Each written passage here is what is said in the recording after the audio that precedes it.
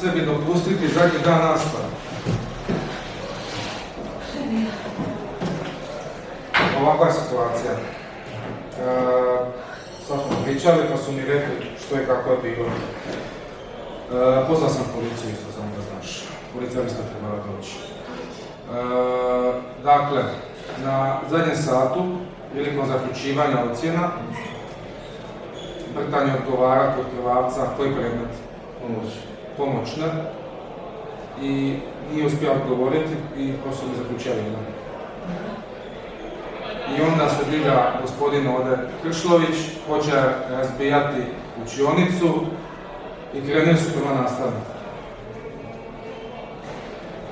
I sad, eto, mislim, Ivica je u šoku, pozvali smo policiju, roditelje isto će sad izvati, ja ne znam, mislim, ovo stvarno nema smisla.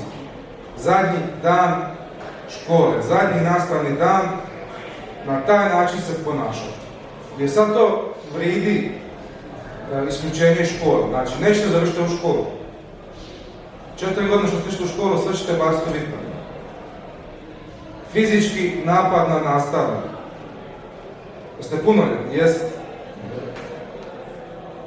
Ostajemo li tako?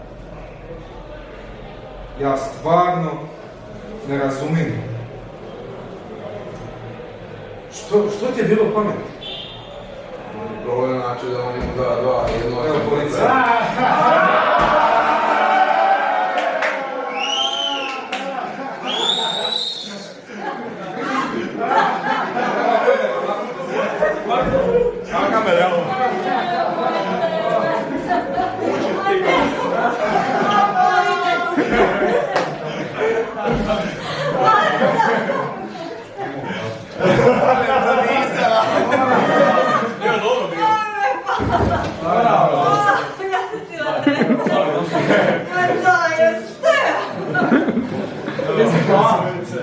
Evo majica.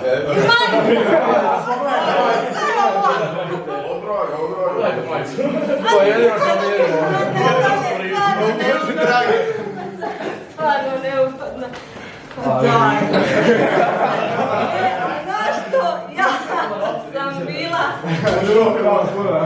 gotova. Znači ja ne znam kako sam dovezla do škole, kako sam auto parkirala.